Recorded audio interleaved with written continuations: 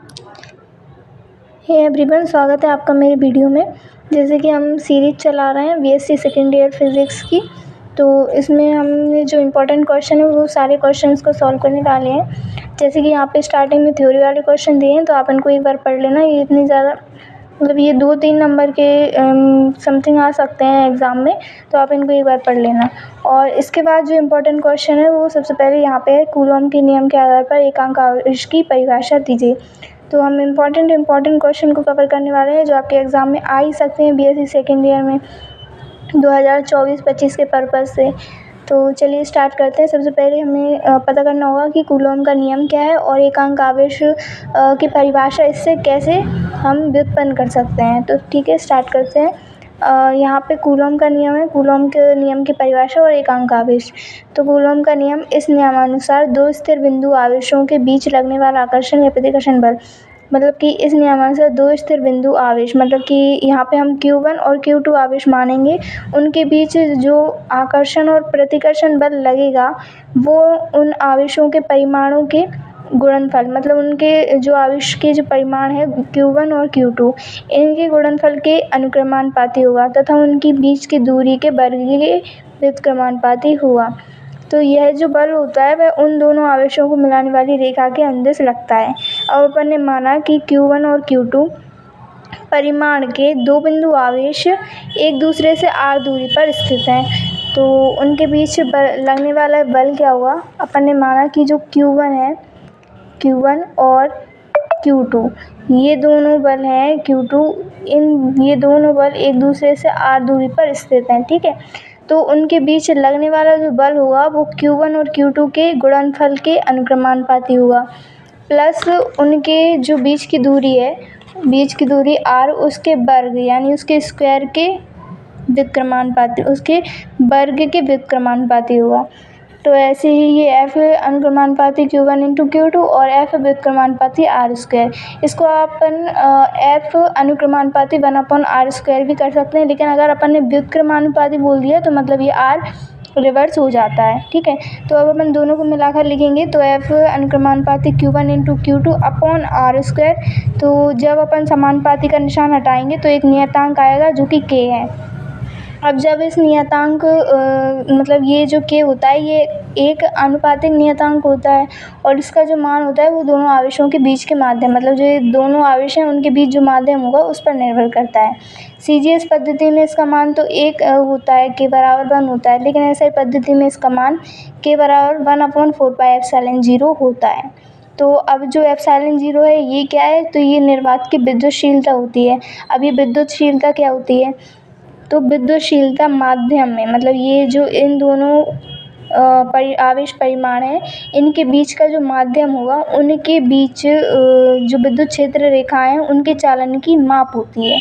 माध्यम में विद्युत क्षेत्र रेखाओं के चालन की माप होती है, मतलब विद्युत क्षेत्र रेखाएं किस स्पीड से चल रही हैं उसकी माप होती है ये ε0, ठीक।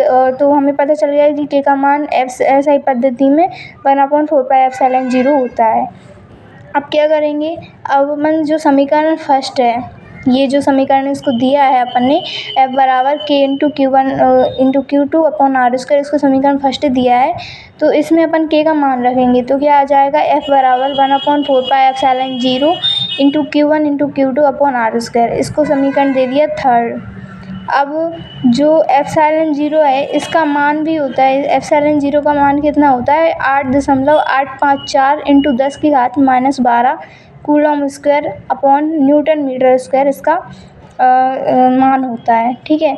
तो जब अपन कैलकुलेशन करेंगे ε0 का मान इसमें रखेंगे और पाई का मान रखेंगे 4 इंटू 4 अपन, ये सब जब सॉल्व करेंगे ना तो अपना K का मान जो होगा ना, K का मान 1/4πε0, तो ये अपना आ जाएगा 9 × 10⁻9 newton metre square upon coulomb square.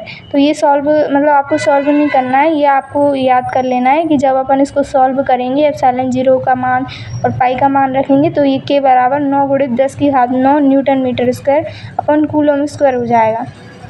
तो अब अपन क्या करेंगे, इसका मान इस समीकरण 3 में रख देंगे। वैसे ये आपका कूलम का नियम यहीं पे कूलम के नियम का जो व्यंजक है वो यहीं पे पूरा हो जाता है। लेकिन अब इसके आगे की जो प्रोसेस है वो एकांक आवेश को परिभाषित करने के लिए है। तो आप यहाँ पे लिख सकते हो कि यही कूलॉम का नियम है, ठीक। फिर उसके बाद आप एकांक आवेश के लिए कर सकते हो। ये जो नेक्स्ट स्टेप है ये एकांक आवेश के लिए। यहाँ से जो आप एप्सिलॉन 0 का मान रखेंगे 8.854 × 10⁻12 कूलम स्क्वायर प्रति न्यूटन मीटर स्क्वायर। और उसके बाद जब आप कैलकुलेशन करके जब निकालेंगे k बराबर 1/4 पाई एप्सिलॉन 0 बराबर 9 × 10⁻9 newton metre square upon coulomb square होगा। तो अब नेक्स्ट स्टेप इसकी हुई, समीकरण फर्स्ट में k का मान रख दिया, तो F बराबर 9 × 10⁻9 Q1 × Q2 अपॉन R², इसको समीकरण 4 दे दिया।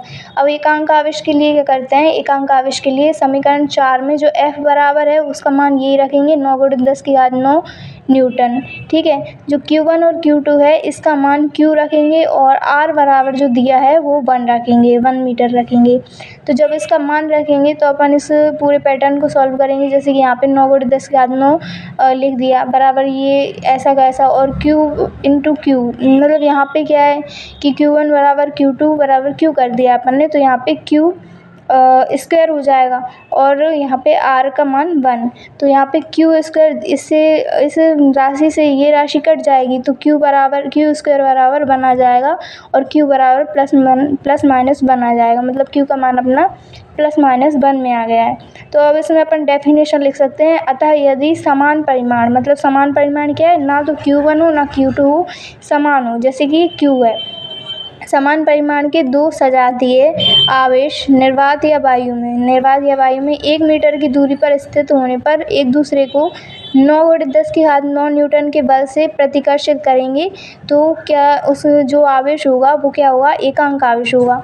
लेकिन अगर यहाँ पे जो विजातीय आवेश लिखते हैं, और विजातीय आवेश में फिर ये क्या करेंगे, प्रतिकर्षित नहीं होंगे, आकर्षित होंगे। तो जो भी आवेश होगा प्रत्येक आवेश क्या कहलाएगा, एकांक आवेश कहलाएगा। और आवेश के बारे में आप थोड़ा बहुत लिख लेना, आवेश का SI मात्रक कूलम होता है और CGS पद्धति में इसका मात्रक स्थित कूलम होता है।